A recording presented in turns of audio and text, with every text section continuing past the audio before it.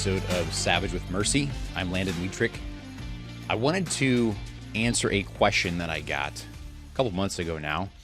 I was telling someone about my show, about my podcast, and I was just explaining how the mission of this podcast is to revive or reclaim traditional masculinity and promote traditional masculinity. And this person asked me, well, in your words, what is traditional masculinity? And I told him, but I kind of listed off some things as far as what I felt were attributes of a traditionally masculine man. But then as I was thinking, I realized that that's not something that I have really gone into yet on the show. And when you say traditional masculinity, different people are going to think different things.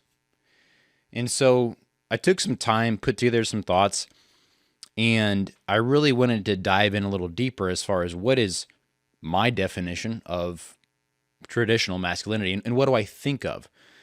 And I did Google traditional masculinity just to see what would pop up, and I think you'll find if you do that as well, you're going to get different definitions, different perspectives. So today, though, we're just going to focus on what is Landon's definition of traditional masculinity, and when you see, like when you're watching this show on YouTube and part of the intro pops up and says with a mission to promote traditional masculinity, what does that mean? Like what are we trying to promote? And so that's what I wanted to go into here today. I'm going to start off by reading my definition, and then I'm going to kind of break that down. So my definition of traditional masculinity is attributes and qualities of a man that are necessary and effective regardless of culture or generation. I'm going to read that one more time. Attributes and qualities of a man that are necessary and effective regardless of culture or generation. In other words, these attributes and qualities are timeless. And you'll see me looking down at my computer here if you're watching this, just looking at my notes. But these attributes and qualities are timeless. So whether we're talking thousands of years ago or today, these attributes are still effective. They're still necessary. So let's break this down. And I started just thinking about what are some attributes and qualities of a traditionally masculine man. And I came up with 14 total. That might seem like a lot, and maybe that some of you might not sound like quite enough. Just know that this list here that I'm going to go through, it's I'm not limiting these attributes and qualities to this list. There are others, I'm sure. These are just the strong ones that came to my mind. And you could probably summarize this to maybe 4 or 5, but these were the most critical ones that I really wanted to get into. So, breaking down the qualities and the attributes. And these are not in any particular order of significance, maybe with the exception of the first one. So the first one I have down here is a traditionally masculine man is a leader. He sees the bigger picture, has a vision, and coaches and guides those around him toward that vision. Okay? He takes ownership and responsibility. This is the second one. Takes ownership and responsibility. He isn't concerned about whose fault it is. He takes care of the problem. Third one, he's organized. He's a man of order. And this, of course, ties into leadership. A man cannot lead if he does not have his life in order. A man who is organized is a man who is aware of what he has, what's going on, and what needs to be done. That particular one was a little convicting to me because I realized, I'm a fairly new homeowner, and I'm thinking about all the projects, all the things I have to get done around my home, and I am the head of my home, I'm the leader of my home, and so this was a little convicting to me because I realized this is an area that I'm falling short in right now. Something I'm working on, though. The fourth one, he's a giver and provider. Gives of his time, energy, and resources to those in true need. Notice I said in true need. I'll get into that a little bit later. His priority of giving is to those who are in his care, family or business maybe. He does not give to those who will misuse what he has to offer. And this ties into another attribute that I'm going to touch on here later on. So the next one is he's humble. He has trust and respect for a higher power. For me, that's God. And you could also say for the local authorities or the authority of your country, whatever. And he acknowledges he does not have it all figured out. So any man that just assumes like, oh, I've got it all figured out, I don't need any help from anyone else, that is not a humble man. Being humble and humility is absolutely an attribute of a traditionally masculine man. He's loyal. He's committed to his beliefs and committed in his relationships and partnerships. So, of course, we could think about a man is committed to his wife. If he has partnerships in business or investments, whatever, he is loyal to those who are trusting him and who he is working with. He's driven by purpose and conviction, not pleasure. This is a big one. I feel like this is a big one. If we were to ever go through and talk about what are the differences between a boy, what makes a boy and what makes a man, I would say that's one of the key differences right there. A boy pursues pleasure, a man pursues purpose. And of course, this ties into loyalty. You know, a man who is loyal will be driven by purpose, and a man who's truly purposeful or driven by purpose. You know, if you think about in a husband and wife, that marriage is his purpose. It should be his pleasure as well. But you often see a man who's not willing to settle down and commit to one woman. He's just running around, chasing girls. That's a man who's pursuing pleasure, and he's often not loyal. A man of purpose will remain loyal to one woman as opposed to merely... Yeah, okay, I got into that already. I said my note instead of reading it. The next one, he's a protector. Protects those in his charge and those who cannot protect themselves. Next, he's a good steward. The Bible talks about this a lot, and I really like how the Bible addresses being a good steward because, I believe that we've all been graciously given everything we have. Everything we have is graciously given from above, and it is our job to wisely use what we have been given. So he is a good steward of what he has. He invests in what he has. He nurtures it, and he shares it appropriately. Again, going back to you're not being a good steward. When I touched on being a giver and a provider earlier, I said he gives to those that are in true need. You're not being a good steward if you just kind of give without reason or purpose or without discretion. If you're just given to really anybody and other people, you are enabling others to misuse what God has given you or the resources that you have. You are not being a good steward of what has been placed in your charge, of what God has given you. He stands for truth, and this ties into purpose and conviction. He does not compromise truth despite the pressure from weak men or agendas based on feelings. So this is a huge one in our day and age. There's so much, lies are so prevalent. There's so much pressure to buy into these different agendas that are promoting really the exact opposite of truth. It's all about, truth is subjective. It's whatever you define it as. That's being pushed so hard now. And if you could see my notes, I put in here stands for truth. I capitalize the T. I believe there is absolute truth. I believe there is an ultimate truth. It's not about your truth and my truth. It's not about that. There's no such thing as your truth and my truth. There's only one truth. So a real man, he knows what real truth is and he stands for it. Does not compromise.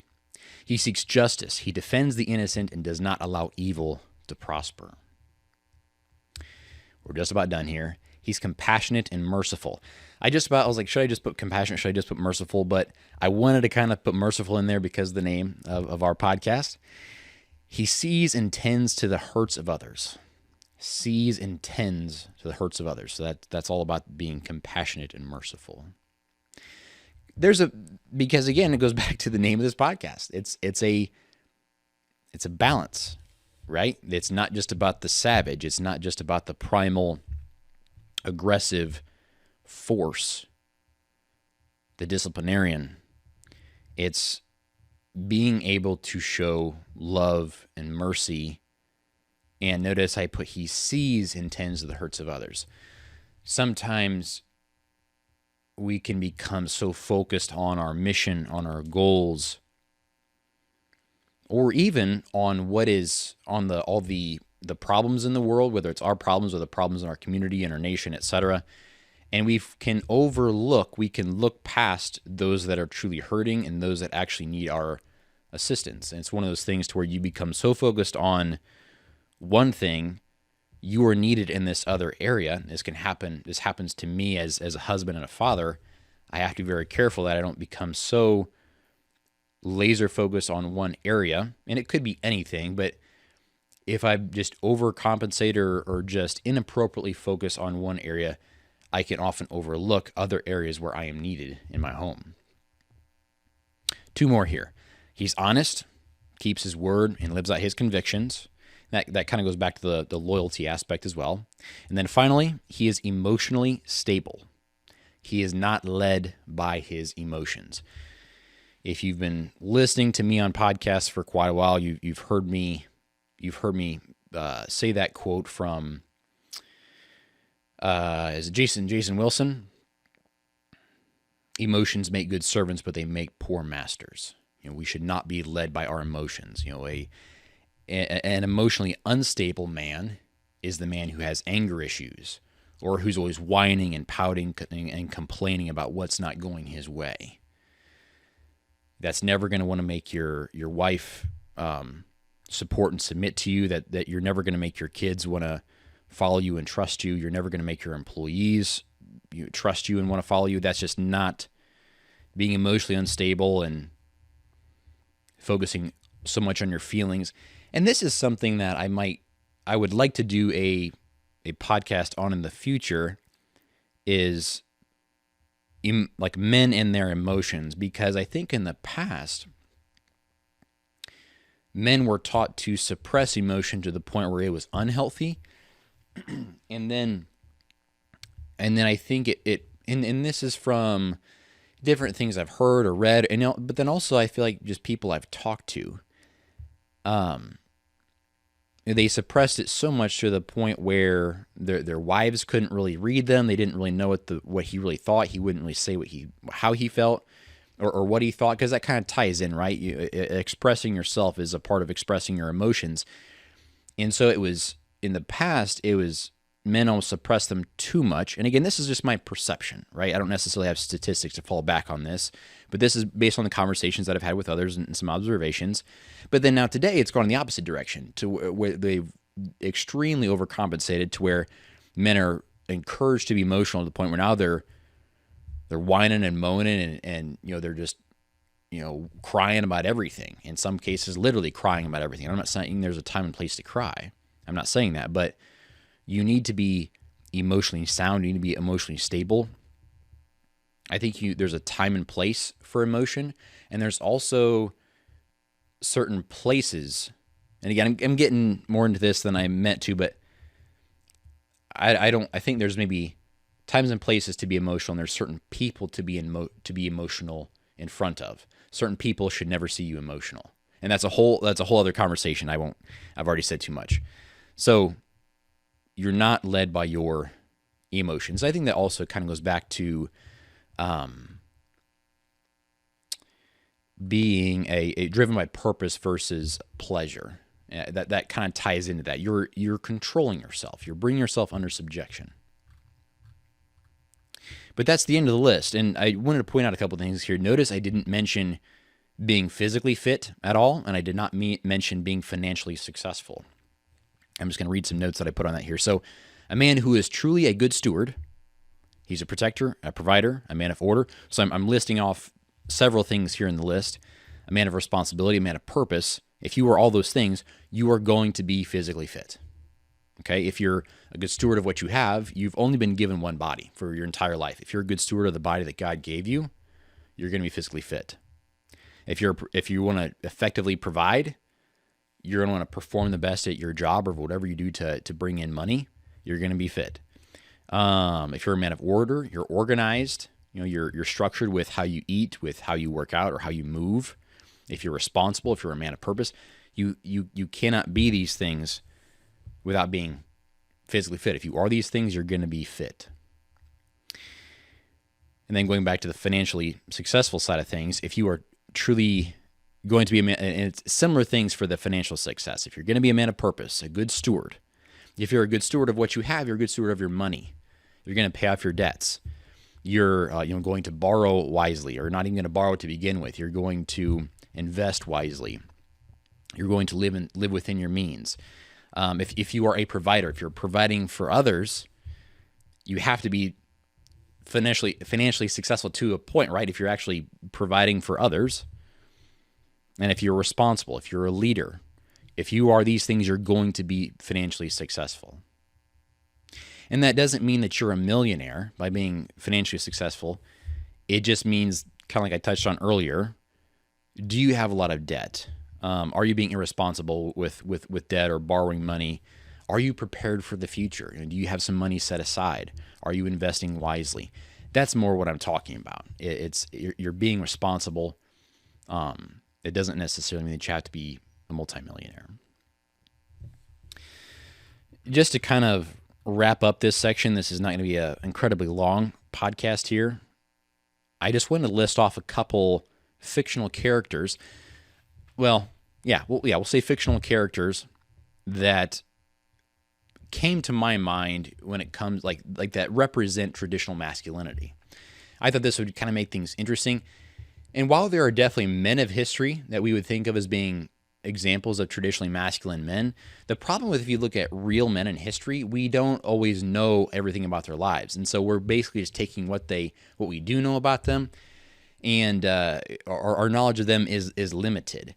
Whereas like a character in a story or in a movie, we know them very, very well because their whole life was written out. The first one I wrote down here was William Wallace from Braveheart. And then I realized after the fact that he actually was a real person. I didn't realize after the fact. I knew he was a real person, but it hit me. I wrote down, I was like, wait a minute. William Wallace was a real person. But for this, in this context, let's just refer to the character in Braveheart, William Wallace. Looking here at my list, I think he's a great example of being a traditionally masculine man. He was absolutely a leader. He was a man of order. He definitely took responsibility. He was absolutely loyal. He was a protector. I feel like he was very humble. He's a giver, provider. Great example of being a traditionally masculine man. This one, not all of you will probably know who this guy is, but I absolutely loved the movie Extraction that Chris Hemsworth did. And I'm super excited because the Extraction 2, second film, is coming out next month in June.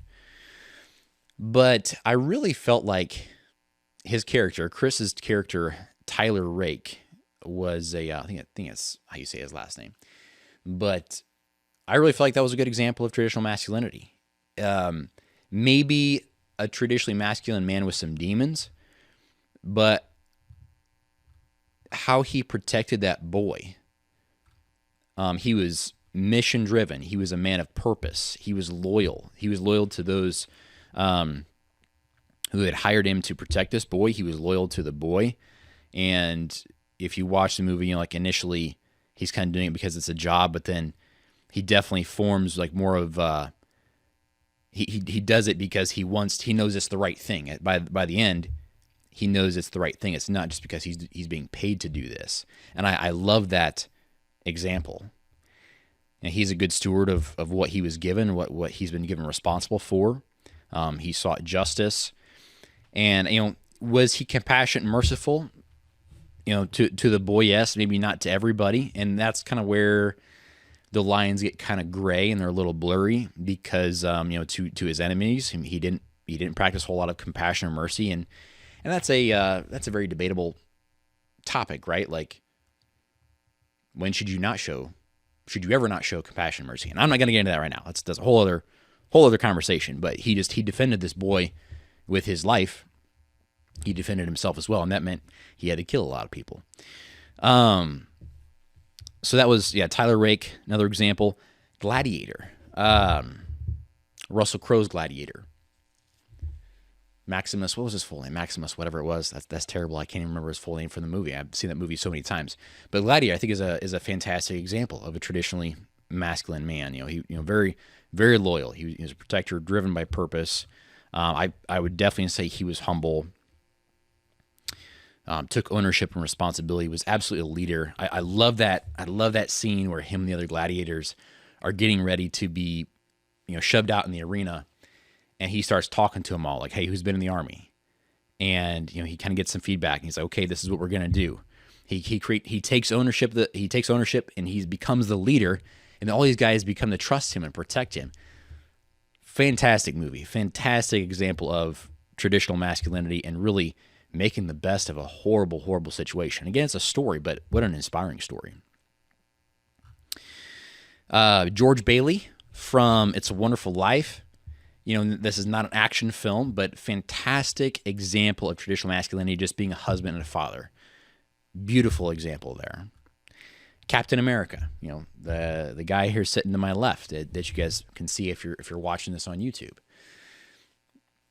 Was he? And again, he's a superhero, so of course he's going to be a lot of these things. But he's a leader. He's captain.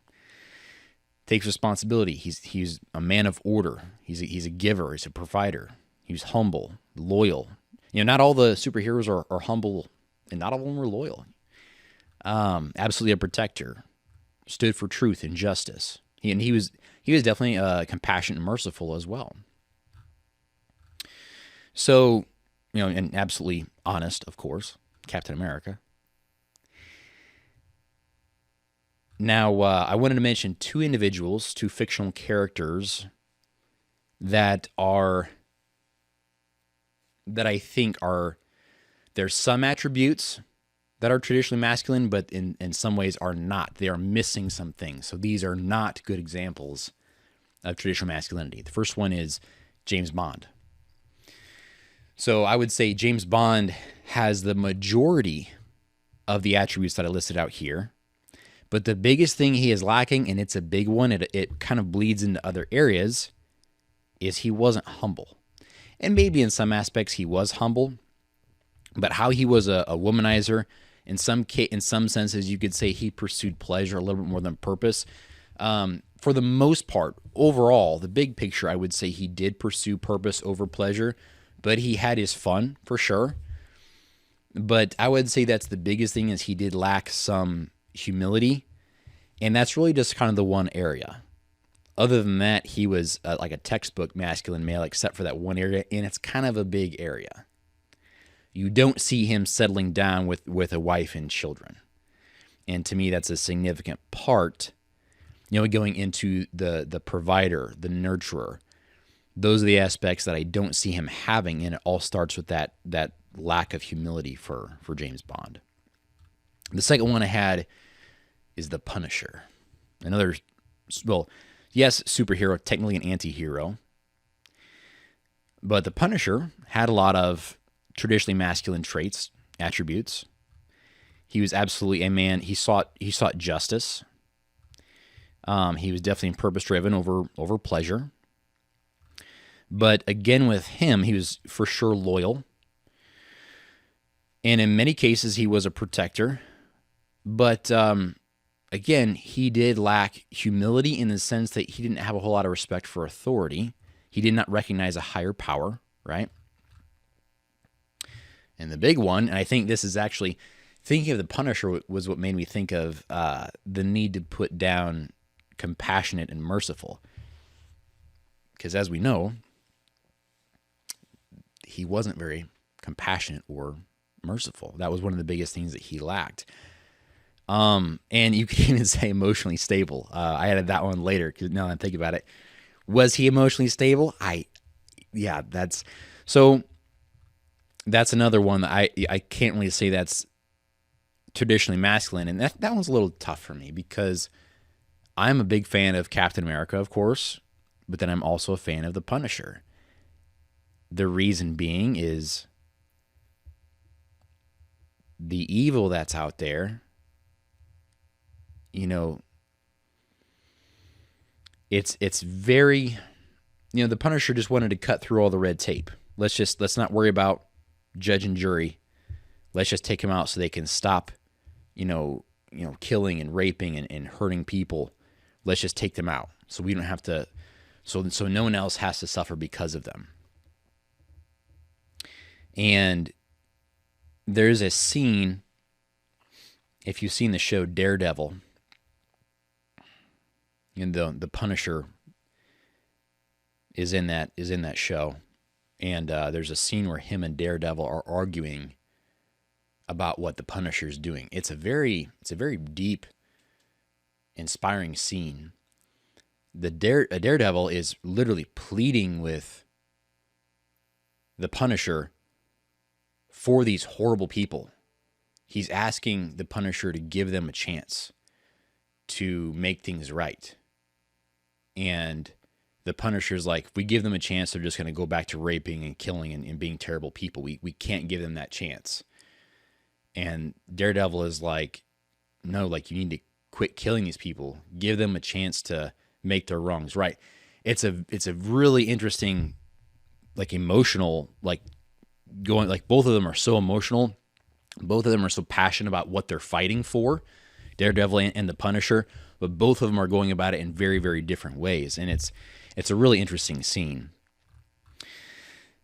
But anyway, yeah, James Bond and the Punisher, not good examples of traditional masculinity. Now, just to wrap this up, I felt like I couldn't really address this topic without addressing, well, I couldn't talk about traditional masculinity without addressing a phrase that we hear a lot, or a term that we hear a lot nowadays, and that's toxic masculinity.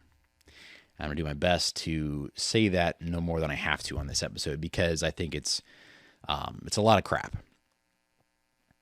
So I've heard some say that an example of that, of toxic masculinity, I can't even say the word, it would be like an abusive father or husband. That's an example of it. And I can see the perspective, okay? I can see where they're coming from, but I disagree. And I wrote this down here. So this is a man, that abusive husband or father. This is a weak man that is abusing his authority and power. Is he a toxic man? Absolutely. But why blame masculinity in this scenario?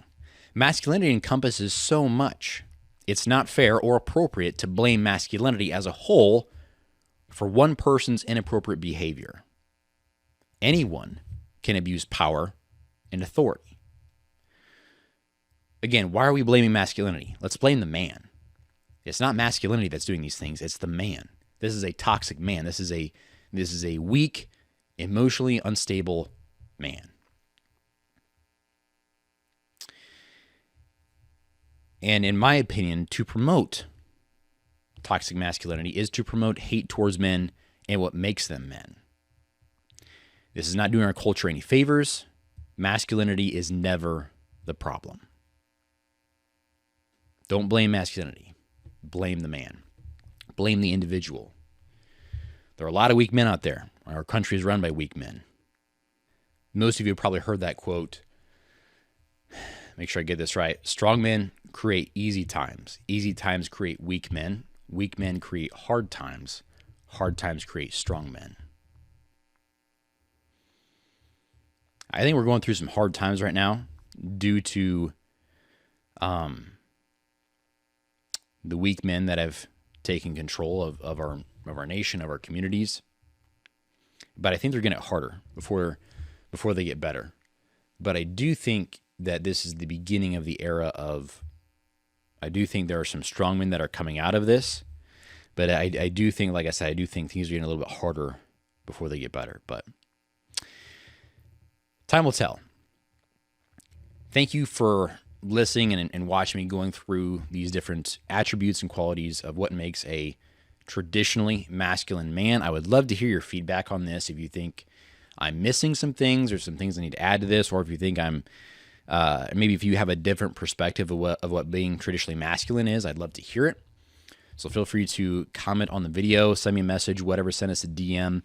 Please make sure that you're following us on all the social platforms at Savage with Mercy. Of course, we're there on Instagram, And then, of course, subscribe wherever you are listening to this. If it's on different podcast platforms, Spotify, Apple Podcasts. Then, of course, if you're watching this on YouTube, please make sure you're subscribed there as well.